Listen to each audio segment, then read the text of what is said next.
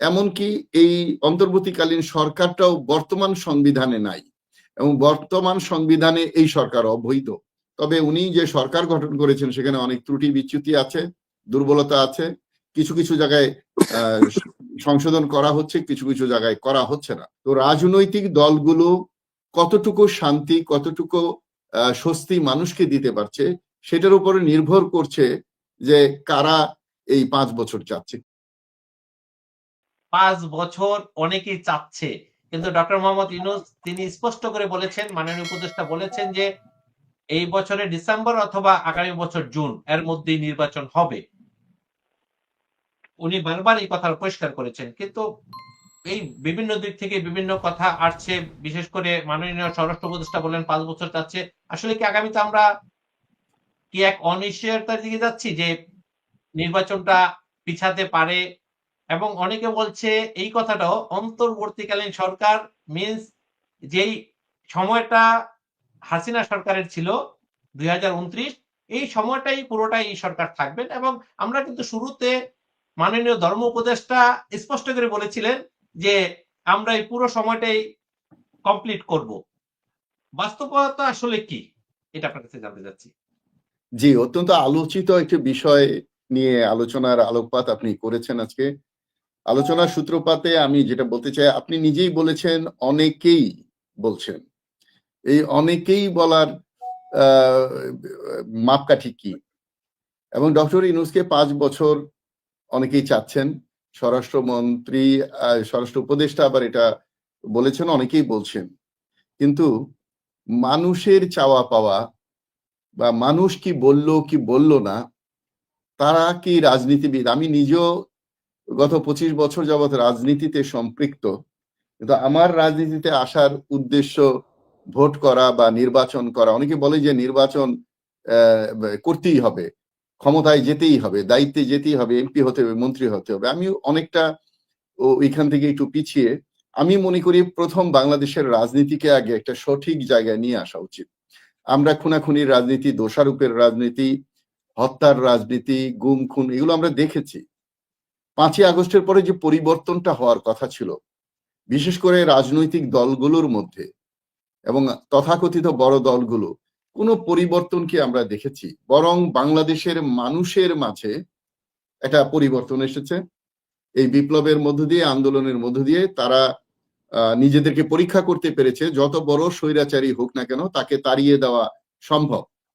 আমি মনে করি শুধু বাংলাদেশের মানুষের মধ্যে কিছুটা সংস্কার হয়েছে, তারা সচেতন হয়েছেন, তারা বাংলাদেশের ভবিষ্যৎ নিয়ে ভাবেন।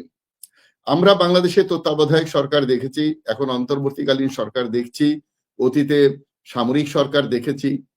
কোন সরকার কতটুকু মূল্যায়ন করেছে মানুষকে সেটা বিবেচনায় আনা দরকার। আর আমরা তত্ত্বাবধায়ক সরকার আর অন্তর্বর্তীকালীন সরকারকে গুলিয়ে ফেলি। তত্ত্বাবধায়ক সরকার একটা 3 মাসের নির্ধারিত সময়ের জন্য শুধুমাত্র ভোট বা নির্বাচন করার জন্য করা হয়, আর অন্তর্বর্তীকালীন সরকার হলো ক্রান্তি লগ্নে একটা নির্বাচিত সরকার থেকে আরেকটা নির্বাচিত সরকার পর্যন্ত তারা কাজ করবে। সেটা কোনো সীমাবদ্ধতা নেই, আইনগতভাবে নেই। এমনকি এই অন্তর্বর্তীকালীন সরকারটাও বর্তমান সংবিধানে নাই, এবং বর্তমান সংবিধানে এই সরকার অবৈধ, বৈধতার কোনো সুযোগ নাই। আমরা এখানে যত আলোচনাই করি না কেন, একটা বিপ্লব বা আন্দোলনের মধ্য দিয়ে যে সরকার তৈরি হয়েছে সেটা জনগণের মতামত বা ছাত্র জনতার মাধ্যমেই এটা হয়েছে। এটার মধ্যে মানুষের অ্যাটলিস্ট সরকার প্রধানের প্রতি সমর্থনটা খুবই বেশি ছিল। তবে উনি যে সরকার গঠন করেছেন সেখানে অনেক ত্রুটি বিচ্যুতি আছে, দুর্বলতা আছে, কিছু কিছু জায়গায় সংশোধন করা হচ্ছে, কিছু কিছু জায়গায় করা হচ্ছে না। তবে আমরা এই বিষয়টি লক্ষ্য করেছি গত রমজানের পরে ঈদের দিন, ঈদের জামাতে মানুষ চিৎকার করতেছিল 5 বছর 5 বছর 5 বছর, সেখান থেকেই 5 বছরের ব্যাপারটা আসছে। এখন ওদেরকে যদি জনগণ ধরে নেই, বাংলাদেশের মানুষের ধরে নেই, তাহলে অধিকাংশ মানুষ চায় যে এই সরকারটা যেন কিছু কাজ করে যেতে পারে, কিছু সংস্কার করে যেতে পারে। আমরা বাংলাদেশ সংস্কার পার্টি গঠন করেছি, কিন্তু 5ই আগস্টের পরে না, আমরা করেছি 7ই জানুয়ারি 2024-এর পরে 20 জানুয়ারিতে।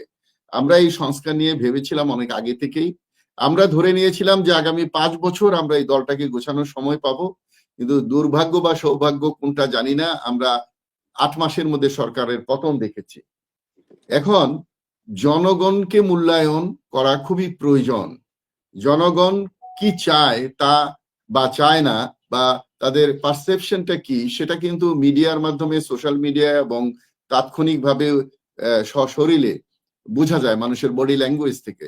আমরা পরিষ্কার বুঝতে পারছি, বিশেষ করে রমজান মাসের যে বিশৃঙ্খলা নিয়ন্ত্রণ করা গেছে, দ্রব্যমূল্য মোটামুটি নিয়ন্ত্রণে রাখা গেছে, সেখান থেকেই এই সরকারের প্রতি মানুষের মনোযোগ একটু দৃষ্টি আকর্ষণ করেছে বেশি।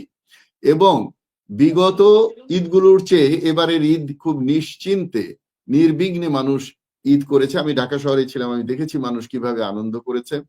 তো রাজনৈতিক দলগুলো কতটুকু শান্তি, কতটুকু স্বস্তি মানুষকে দিতে পারছে, সেটার উপরে নির্ভর করছে যে কারা এই 5 বছর চাচ্ছে। কেনই বা 5 বছর একটা অনির্বাচিত সরকারকে চাইবে? কখন চাইবে? যখন তারা দেখবে যে রাজনৈতিক দল বা রাজনৈতিক সরকারের কাছ থেকে খুব একটা কিছু পাওয়া যায় না। শোষণ, শাসন এবং চাঁদাবাজি, টেন্ডারবাজি, হত্যা, গুম, খুন, আয়নাঘর ইত্যাদি তো আমরা দেখেছি।